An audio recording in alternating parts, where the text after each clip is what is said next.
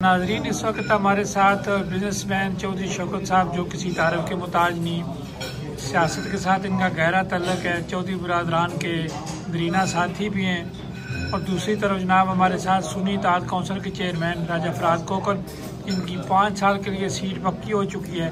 हम दोनों मेहमानों को खुशामदीद कहते हैं। सुन्नी इत्तेहाद कौंसिल के चेयरमैन राजा फराज कोकन साहब, जो आप इस वक्त मुल्क की हालात हैं, आपको अपोजिशन की सीटें भी मिलने जा रही हैं, दूसरी सीटों का भी आपने केस किया हुआ है, तो आप समझते हैं कि सारे ये कानूनी तौर पर बहाल हो जाएंगी सारी चीज़ें? देखें, सबसे पहले राय साहब, मैं आपकी टीम का शुक्रिया अदा करता हूँ कि आपने मुझे ये वो मौका फराहम किया। सबसे पहले देखें राय साहब, जिस तरह पाकिस्तान में पहले ये था कि इलेक्शन नहीं होगा, अल्लाह का शुक्र है कि इलेक्शन हो गए। जमहूरियत की अपनी दोबारा जमहूरियत जो है अपने मुल्क में पटरी पे चढ़ चुकी है, और इसमें सारी जमातों का किरदार है कि इसको सही तरीके से चलाएं। अपोजिशन अपना किरदार अदा करे और हुकूमती जमात अपना किरदार अदा करे। जहाँ तक मखसूस नसीहतों का तल्लक है, तो वो पेशावर हाई कोर्ट ने तो नहीं दी, उन्होंने मुश्तरका फैसला किया है। तो देखें, अभी हाई कोर्ट में हम अपील कर रहे हैं, तो अगर हाई कोर्ट ने दे दी तो ठीक है, अगर ना दी तो आखिरी स्टेज तो हाई कोर्ट है ना, सुप्रीम कोर्ट है। अगर सुप्रीम कोर्ट नहीं देगी तो लेकिन देखें, जिस तरह भी है इस वक्त जमहूरियत है, लेकिन हम पूरी कोशिश करेंगे, कानूनी दायरा कार के अंदर रहते हुए हम फुल फाइट करेंगे, कोशिश करेंगे कि हमारी मखसूस रिश्ते हमें वापस मिलें, और जमहूरियत हम डट के अपोजिशन करेंगे और कोशिश करेंगे कि जितनी हमारी सीटें इलेक्शन में छीनी गई हैं हम उन्हें कानूनी तरीके से वापस लेंगे। जी शुक्रिया। चौधरी शौकत साहब, आपकी 2 सीटें, 2 आपके जो मिनिस्टर बन गए, और तीसरी सीट जो है वो आप मूसा इलाही के लेने के लिए तैयारियां कर रहे हैं, और आप सुना है कि पाकिस्तान की भी तैयारियां कर रहे हैं, आपको बाकायदा दावत भी मिली है कि आप आए कैंपेन में हिस्सा लें। अब तो सुलह सफाई वाले काम भी तो सारे अब चौधरी बरादरान ने हर चीज़ अपने अंडर कंट्रोल कर लिया, आप क्या कहेंगे? बिस्मिल्लाहिर्रहमानिर्रहीम। राय साहब, आपका और पूरे आपके जो है पूरी टीम का, आपके चैनल का बहुत मशहूर है, जो हमारी कम्युनिटी का, हमारी जो बातें होती हैं हमारी पार्टी की, हमारे पाकिस्तान की, वो कम्युनिटी तक पहुँचाते हैं। दूसरी बात ये है कि जैसे आपने कहा कि मेरी जमात मुस्लिम लीग का जो है ना वो कुछ सीटें मिल गई हैं, और मूसा इलाही अपनी फिर एक गुजरात की सीट पे इलेक्शन लड़ने जा रहा है। जी बिल्कुल सही है, वो इंशाल्लाह PP 32 से इलेक्शन लड़ेंगे, और इंशाल्लाह कामयाब भी मूसा जो है ना, मूसा इलाही कामयाब भी इंशाल्लाह हो जाएगा। मुझे पूरी उम्मीद है, मुझे 100% यकीन है कि इंशाल्लाह वो कामयाब हो जाएंगे। और जैसे कि पाकिस्तान में गुजरात एक डिस्ट्रिक्ट जो है ना उसका अपना नाम है, ओवरसीज पूरे जो है ना बाहर गुजरात के ज़्यादा कम्युनिटी यहाँ बसती है, और हमारे मसाइल जो आ रहे हैं यहाँ हैं, इंशाल्लाह हम हमारा ओवरसीज़ का मिनिस्टर भी काफ का बन गया, हम इंशाल्लाह उनके साथ पूरा आप पूरी कम्युनिटी के साथ मिल के जो भी मामलात होंगे हम उन तक पहुँचाएँगे, और इंशाल्लाह कोशिश करेंगे कि वो हमारे मसले हल करने की कोशिश करेंगे।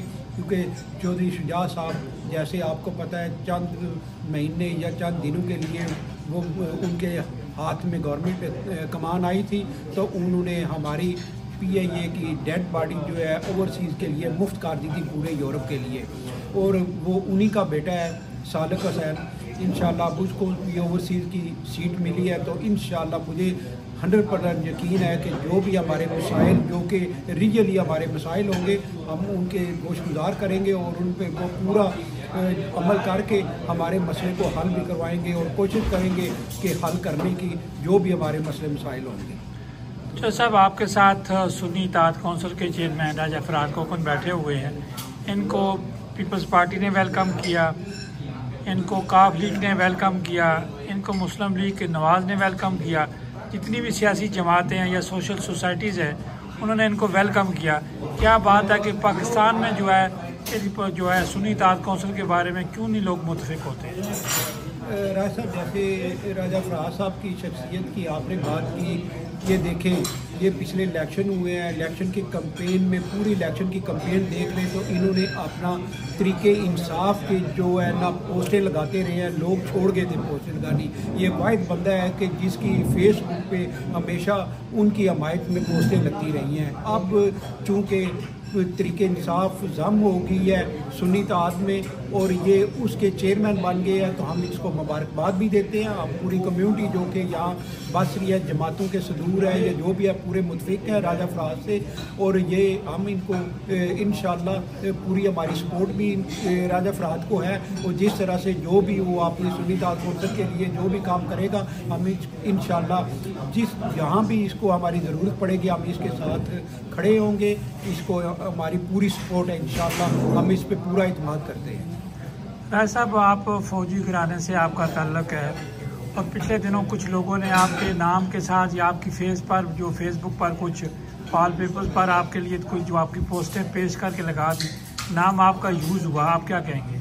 देखिए राय साहब, मैं पहले दिन से इस बात का कायल हूँ कि कोई भी बंदा जो पाकिस्तानी फौज के बारे में कोई पोस्ट लगाता है वो गद्दार है, वो मुल्क के साथ सिंसियर नहीं है। उन्हें पहले सबसे सोचना चाहिए अगर हमारा मुल्क में फ़ौज है तो हम हैं, अगर फ़ौज नहीं है तो हमारा हाल भी वही होगा जिस तरह इराक़ में हुआ है, शाम में हुआ है और बाकी जिन मुल्कों में फ़ौज नहीं है उनका हाल हुआ है। हमें सबसे पहले फ़ौज में अगर एक इंडिविजुअली अगर कोई बंदा है अगर उसके तो उसका नाम लेकर आप कहते हैं तो उसमें कोई हर्ज नहीं है। लेकिन आप इस वक्त जो हमारे मौजूदा चीफ ऑफ आर्मी स्टाफ हैं वो एक पाकिस्तानी आर्मी के चीफ ऑफ स्टाफ हैं, उनके बारे में अगर कोई गलत पोस्ट लगाएगा, ऐसे बंदों पे मैं बिल्कुल आज भी लानत भेजता हूँ और आइंदा भी लानत भेजता हूँ। तो जो लोग किसी की फेस आईडी गलत बना के गलत पोस्टें लगाते हैं उन्हें शर्म आनी चाहिए। अगर वो सही है अपने बाप की नस्ल से तो वो अपने नाम से फेस आईडी पे लगाएं और अपनी फेस आईडी पे लगा के पोस्ट शेयर करें, क्योंकि ऐसे लोग जो है हमेशा ये दूसरे लोगों की एजेंसियों के हाथों में खेलते हैं, दूसरे मुल्कों की। इनमें और राह के एजेंटों में कोई फ़र्क नहीं है। हमें कोशिश करनी चाहिए कि हम सब पाकिस्तानी, जिस तरह शौकत भाई ने कहा है, हम सब पाकिस्तानी यहाँ ओवरसीज़ पाकिस्तानी भाई हैं। सबसे पहले हमारा आपस का एक दूसरे के साथ रिश्ता है, हमें इस रिश्ते को कायम रखना चाहिए और कोशिश करनी चाहिए कि ओवरसीज़ हम सब मिलकर पाकिस्तान की इमेज को यहाँ बेहतर करें। अगर पाकिस्तान की इमेज बेहतर होगी तो हमारी गवर्नमेंट की नज़र में हमारी इज़्ज़त बढ़ेगी और हमारे मुल्क की इज़्ज़त बढ़ेगी। हमें कोशिश करनी चाहिए कि हमारे जो भी अंदरूनी मसाइल हैं वो हम बैठकर आपस में हल करें और उसको पाकिस्तानी पार्लियामेंट के अंदर हल करें और कोशिश करें कि पाकिस्तान में पाकिस्तान के मसाइल हल हों। सर साहब, अब हुकूमतें बन गई हैं, सदर भी बन गए हैं, वज़ीर आज़म भी बन गए हैं, चारों सूबों की हुकूमतें भी बन गई हैं। अब टाइम मिलना चाहिए, बाकी कानूनी मामला जो है वो कानूनी तरीके से हल करें, बाकी जो है वो काम करें, इनको काम करने देना चाहिए मौजूदा हुकूमत को। बिल्कुल। अब क्योंकि अवाम की डिमांड थी कि इलेक्शन हो, पूरी दुनिया की डिमांड थी कि पाकिस्तान में इलेक्शन होने चाहिए, क्योंकि जो आरजी गवर्नमेंट बनी थी उसको ख़त्म होना चाहिए। तो वो अल्हम्दुलिल्लाह अब जो है गवर्नमेंट पाकिस्तान की जो है ना गवर्नमेंट ने वो इलेक्शन भी करवा दिए। अब गवर्नमेंटें बन भी गई, हुकूमतें बन भी गई। अब इनको पूरा 5 साल मिलने चाहिए और पूरी जो है अपोजिशन है उसको भरपूर तरीके से अपना किरदार अदा करना चाहिए और उसको गवर्नमेंट को टफ टाइम दे ताकि जो पाकिस्तान के मसले मसाइल हैं उन पर तवज्जो दे। पूरी गवर्नमेंट जो है वो भी जो है पार्लियामेंट में जो भी है मसले पार्लियामेंट में बैठ के अच्छे तरीके से मसले हल करें, जिसका कोई वाम को फ़ायदा हो, किसको पाकिस्तान को फ़ायदा हो, ना कि ये दूसरा लड़ाई। जब भी कोई पार्लियामेंट में कोई सेशन होता है तो लड़ाई झगड़े शुरू कर देते हैं। लड़ाई झगड़े से कोई फ़ायदा नहीं होगा, कुछ भी नहीं मिलेगा। तो ये चोर खेलना ख़त्म करें, कोई भी किसी का भी है, ये ख़त्म होना चाहिए। पाकिस्तान की अवाम को इसका कोई फ़ायदा नहीं है। पाकिस्तान की फ़ायदा अवाम को उस वक्त फ़ायदा होगा जब गवर्नमेंट पाकिस्तान की अवाम के कोई मसाइल पे बात करेगी, कोई रिलीफ पाकिस्तान की अवाम को रिलीफ देगी, तो फिर उस वक्त पाकिस्तान की अवाम मुतमिन होगी इन लोगों पे। तो हम उम्मीद करते हैं कि इंशाअल्लाह ये गवर्नमेंटें जो बनी हैं, और क्योंकि पहले वाला ये टाइम नहीं रहा, अब इनको मजबूरी है इनकी कि पाकिस्तान की अवाम को सहूलत देनी पड़ेगी, पाकिस्तान के मसले हल करने पड़ेंगे इनको। अगर ना हल करने पड़े तो पाकिस्तान बहुत ही पीछे चला जाएगा, फिर हमारे लिए बहुत मुश्किल हो जाएगा कि कि हम पाकिस्तान को आगे लेके आए, हमारे लिए बहुत लंबा टाइम आ जाएगा। फिर बड़ा फासला हमको तय करना पड़ेगा कि पाकिस्तान को एक अपनी पोजीशन में लाने के लिए। बिल्कुल बजा फरमाया। राय साहब, आप चेयरमैन हैं सुन्नी इत्तेहाद कौंसिल के, आपके जो कानूनी मामलात हैं या पार्टी के लिहाज से, वो तो कानूनी जंग जारी रहनी चाहिए, कानून जो फैसला करेगी, बाकी कानून साजी होनी चाहिए, इसके अलावा आवाम के लिए काम करना चाहिए, कानून बनाने चाहिए, बाकी जो कैद वाला कानूनी मामलात है वो कानून से हल होंगे। बिल्कुल राय साहब, देखें जिस तरह आपने, लेकिन राय साहब ये जो शोर शराबा होता है इससे इनको तो सबको टीए मिलता है, अपोजिशन को भी मिलता है और उसके दूसरे हुकूमती जमात को भी मिलता है। नुकसान किसका होता है? जो बेचारी आवाम होती है। बिल्कुल आवाम का अब क्योंकि आप अपोजिशन लीडर हैं, ये डेनमार्क में आपके पास ये स्टेटस भी है और पाकिस्तान में भी अपोजिशन लीडर जो है। नहीं, लेकिन राय साहब पिछले सेशन में देख लें और अभी जो सेशन हुआ है, इस सेशन में आज आप वो देख लें तकरीर असद कैसर की, तो उसने कहा है कि जी हम खुले दिल से पाकिस्तानी गवर्नमेंट को खुले दिल से कबूल करते हैं, जो भी कानून साजी करेंगी वो उसमें भरपूर हिस्सा लेंगे। और आज उन्होंने बिल्कुल इस पर वाज़ह तौर पे कहा है कि जो भी अच्छे डिसीजन गवर्नमेंट लेगी हम उसमें उसका साथ देंगे।